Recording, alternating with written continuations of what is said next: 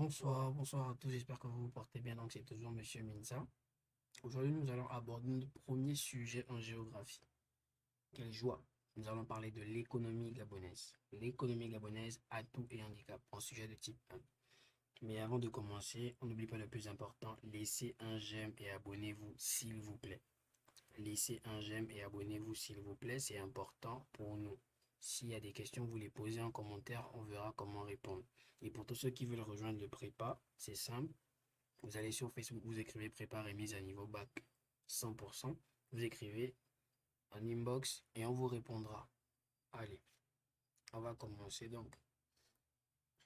Ici, il est question de savoir quels sont les atouts, donc les avantages et les problèmes que rencontre l'économie gabonaise. Donc, l'économie du Gabon.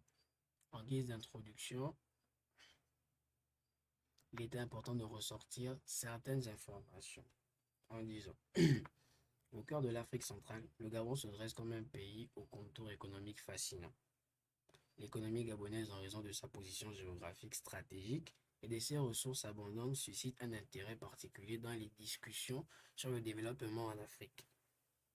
Et après, dès que j'ai fini mon amorce, je vais passer à la problématique. Quels sont les atouts sur lesquels l'économie gabonaise peut s'appuyer pour favoriser son développement et quels sont les handicaps qui entravent sa croissance? Cette question centrale guidera notre analyse approfondie.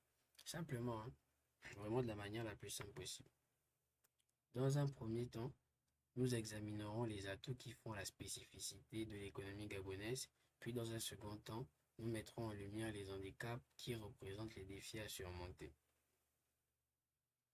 En guise de développement, voici les éléments qu'il fallait quand même retenir. Premièrement, première partie, vous le savez, on est obligé de parler des atouts parce que dans la forme du sujet, on a dit atouts de l'économie, atouts et handicap. Donc, je vais commencer à parler des atouts. Et au niveau de ma phrase chapeau, vous savez, la phrase chapeau, c'est énoncer sur les idées qui vont être développées. Simplement, on dira l'économie gabonaise bénéficie de certains atouts qui peuvent catalyser son développement. Explication. La richesse en ressources naturelles, notamment le pétrole et le bois, constitue un avantage majeur.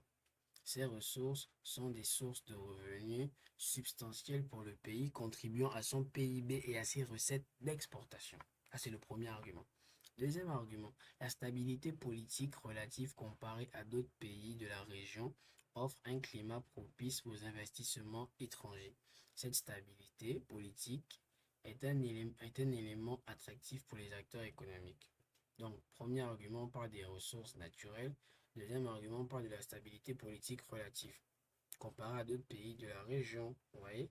Voilà. Donc, le fait d'avoir une politique stable favorise un investissement étranger, normalement, au niveau de la transition. Après, il y a plein de choses. On pouvait parler du milieu naturel, on pouvait parler du milieu naturel du Gabon, on pouvait parler de sa faune, mais on parle de la faune lorsque, bon, pas de manière directe. Le bois et la faune se rapprochent légèrement.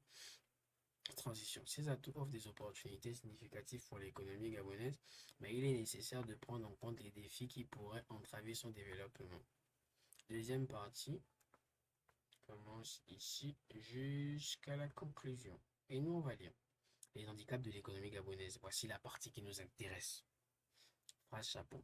Malgré ses atouts, l'économie gabonaise est confrontée à des handicaps qui nécessitent une attention particulière. Attention, on va maintenant lire. La dépendance excessive aux revenus pétroliers expose l'économie à des fluctuations du marché mondial du pétrole. Cette vulnérabilité crée des défis pour la diversification économique. Donc, le fait que le Gabon dépende des revenus du pétrole, ça expose l'économie du pays, en fait, au marché mondial du pétrole. C'est-à-dire que si le marché mondial du pétrole est en baisse, l'économie du Gabon sera aussi en baisse parce que la première priorité, du moins le premier revenu du Gabon, c'est le marché du pétrole. C'est le secteur pétrolier. Donc, si le secteur pétrolier subit les coûts du marché mondial, automatiquement, il y a une influence négative sur l'économie du pays, donc l'économie du Gabon. Deuxième argument, les inégalités socio-économiques persistent avec une distribution inégale des richesses, donc les richesses sont mal réparties. Ceci peut entraver la stabilité sociale et freiner le développement durable. Donc, si les richesses, elles sont mal réparties, euh, on n'aura pas réellement le développement que le pays est censé atteindre parce que le pays, en fonction de la répartition des richesses, doit avoir ce qu'on appelle le développement durable. Les élèves de la série B s'y connaissent mieux. Qui dit développement durable dit investissement. Qui dit investissement dit injection de capital. Qui dit injection de capital dit création de revenus. Qui dit création de revenus dit augmentation de la production. Qui dit augmentation de la production dit hausse des salaires. Qui dit hausse des salaires dit amélioration des conditions de vie. Et qui dit amélioration des conditions de vie donne maintenant ici ce qu'on appelle le développement durable. C'est bon? Ok, on continue. Au niveau de la conclusion, voici les éléments que il fallait concrètement retenir. Au niveau du bilan, vous savez, le bilan, c'est résumé ce qui a été dit. Donc, l'économie gabonaise, riche en ressources naturelles et politiquement stable, possède des atouts indéniables. Cependant, la dépendance excessive au pétrole et les inégalités persistent comme des handicaps majeurs.